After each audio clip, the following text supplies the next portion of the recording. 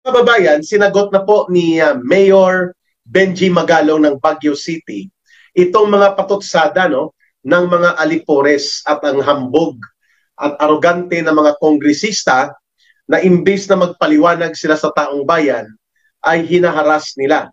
At medyo ginugulat-gulat si Mayor Magalong sa kanyang naging pahayag na maraming mga contractors ang mga kongresista mismo kasabwat ng mga sindikato at kriminal na mga contractors na ito, no? And it was a valid observation. It was a legitimate public statement na ginawa ni Mayor Magalong kasi in fact, yan din po ang lumalabas ngayon sa paunang investigasyon na nangyari sa Senate Committee on Blue Ribbon. Di po ba? Na nagkaroon ng collusion o pagsasabwatan at mga sindikatuhan na magkakasabwat po ang mga congressman na sila po ang nag-a-apportion o nagtatalaga ng mga budget na ito at pinapalusot ng hindi naman napagplanuhan sa National Expenditures Program at lalo na po pinapalusot sa plenaryo ng Kongreso that even Congressman Toby Chanco ay nagbulgar nito at walang kumontra na mayroong small committee acting as special operators para dayain at sindikatuhin po ang budget natin. No? Sa loob ng 3 taon na namayani po ang ganitong kalagayan, pinabayaan lang ito ni Marcos. At ang pasimuno nito, sila Romualdez at ang kanyang mga kakutsaba na ngayon ay nagre-react dahil pinupuna sila ni Mayor Magalong.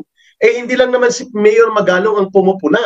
Buong mamamayan halos ang nagagalit at nagkakaroon po ng negatibo na reaksyon sa kakapalan at kasuklam-suklam na pagkagahaman ng mga kongresistang ito.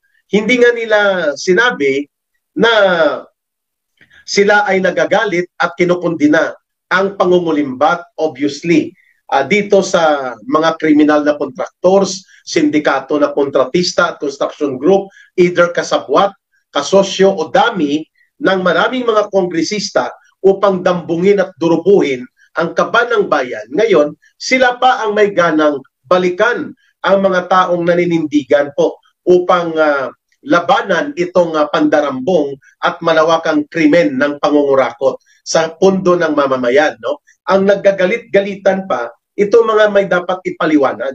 So that is why nananawagan tayo sa mga League of Mayors, sa League of Cities and League of Municipalities na dapat panindigan po ninyo itong ginagawang pagbubunyag at paninindigan ni Mayor Benji Magalong ng Baguio City. Kasama po dyan, may mga ibang mayor na rin na nagsasalita. Subalit hindi po sila masyadong ganun ka-consistent pagdating po sa mga interviews kasi si Mayor Magalong po palagian pong nabibigyan ng airtime, no? Kaya nagagalit siguro itong mga kongresistang kurakot o konsentidor at kasabwat sapagkat nabubunyag ang kanilang mga ginagawa, no? The audacity of Abante to say na humingi ng tawad si Mayor Magalong, hindi na siya nahiya. Hindi nga siya elected, no? Kumelected ang kulukoy na yan, ano? Walang hiya talaga, no? At abusado pa, no? As if they are above the law, as if they are beyond the reproach and criticism of the people, no? Mali po talaga yung ginagawa nila. But aside from Mayor Magalong, ay nagkikriticize din po at nagtatanong. At mayroon din pong ipinapaabot si Mayor Vico Soto. Di po ba? Mayroon din pong ipinaabot si Mayor Raisa Treñas ng Iloilo City, kung saan po ako nanggaling. At malinaw po na mayroon doong mga anomalya. At hindi po kapanipaniwala na umabot sa 4 na bilyon ang flood control project, wala namang nakikita na delivery of concrete and tangible na mga output. Ang iba na na-deliver pa ay nako, mismo si Marcos Jr.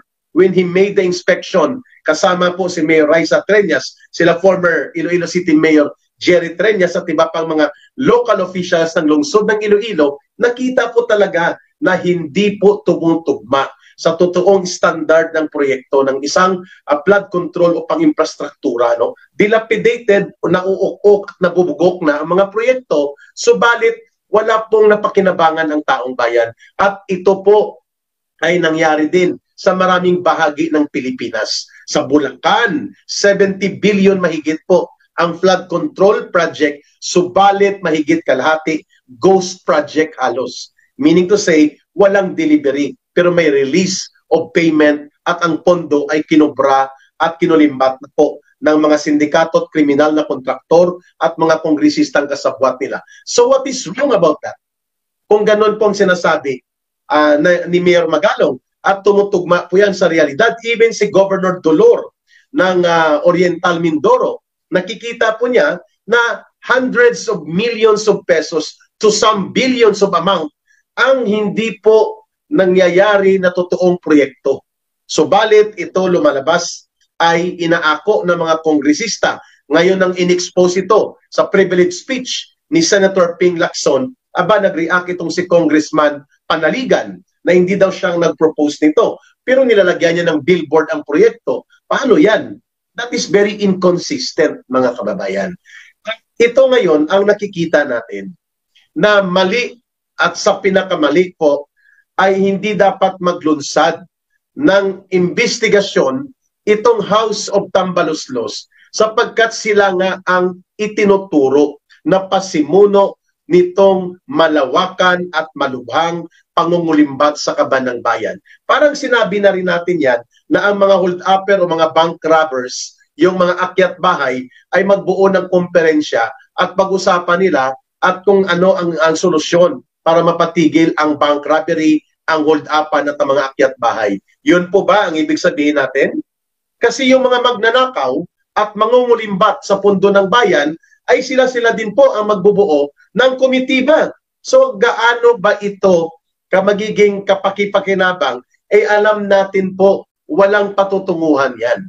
Kung hindi, aagawin nila ang limelight doon sa Senate Blue Ribbon Committee. Sapagkat nabubunyag sila doon, no holds barred, I hope so na magtuloy-tuloy yan at hindi nila yan kontrolado ang Senate Blue Ribbon Committee. Subalit dito sa, tama na ang word na ginamit ni Mayor Magalong, moro-moro. Pag sinabing moro-moro, bogus, walang patutunguhan, walang katuturan, at walang matuwid na direksyon. So it doesn't make sense at all. So itong pagtapang-tapangan, itong posturang abusado, at para bagang sila ay beyond sa pananagutan at hindi sila pwedeng punahin ng taong bayan, ay nagpapakita po ito kung gaano ka-arugante at kahambog at gaano po binulok na nila Martin Romualdez ang supposedly institution of democracy. Nasasaktan sila na itinuturo sa kanila ngayon na doon nang galing ang mga pagkatay, pagsindikato at mga ginawang palusot upang gawing dambungin at durubuhin ang bilyon-bilyon na pondo sa flood control pa lamang ito. Hindi pa po nabusisi at napag-usapan ang iba pang infrastructure project na sinisindikato din po sa sabwatan ng DPWH, ng mga kontraktor na mga kasabwat, dami o kaya bogus talaga, ginagamit lang ang papel nila nitong mga magnanakaw at mga mandarambong na kongresista. O ngayon, yan ay katotohanan. Yan ay established as a pattern kung paano po nawawala sa pamamagitan ng malawakang pandarambong at pangungulimbat sa kaban ng bayan ang ating mga pondo. O bakit magre-react ngayon itong Kongreso? Ang dapat nga mag-resign na sila dyan. Ang unang dapat lumayas na sa poder dahil siya ang pasimuno nitong kriminal na gawain na gawin nila ang pandarambong at pansindikato sa budget at hanggang sa mawala at durubuhin nila ang kaban ng bayan, si Martin Romualdez. Siya po ang author nito. Siya ang nagbubuo nito, Joy Gardner, ng tinatawag pong sobrang ingay ng di winner. Opo, hindi naman talaga winner yan si Benny Abante. Comelected. Ang sindikato ng Comelec ang nagpaupo kay Benny Abante. O bakit siya magagalit? Yung katotohanan na yun. So that is my opinion. At yan po ay dapat respetuhin nila kung may opinion ang taong bayan. Bakit kailangang ang opinion ay pumabor sa kanila? At ang naghuhusga po dito lahat. kahit anong pagmamagaling, kahit anong pagrereklamo ang gawin nila, ang taong bayan hindi na po naniniwala sa kanila. Lalo na kung itutuloy nila itong moro-moro, bogus at katarantaduhan na uri ng investigasyon daw sa flood control. Samantalang sila ang may kagagawan. Sila po ang may gumawa nitong mga bagay na ito sapagkat ang nagbulgar nito ay mismo kasamahan nila, si Congressman Toby Shanco. At ito ay walang nag-contest. Hindi nga nila masagot ng hinahanap na ni Congressman Toby Shanco on the floor sa bagong talaga nila na tirador nila sa Committee on Appropriations na si Swan Singh. Tinahanap pati si Sandro Marcos, tumulong na at iba pang mga kongresista dahil hindi nila masagot ang hinahanap ni Toby Shanco. Saan ang minutes of the decision na ginawa ng small committee na yan na nag-overpower at kanilang nilagpasan ang plenary powers ng buong Kongreso para magpalusot ng mga insertions na ang ginawang yan ay malinaw na illegal at unconstitutional. Saan nagbawas, sino ang binawasan, sino ang dinagdagan, sino ang gumawa nito. Sapagkat ginagawa po yan ng National Expenditures Program doon bago magsimula ang budget deliberation. Ang Kongreso ay magre-review at kanyang titingnan kung tumutugma ito sa tamang budget process.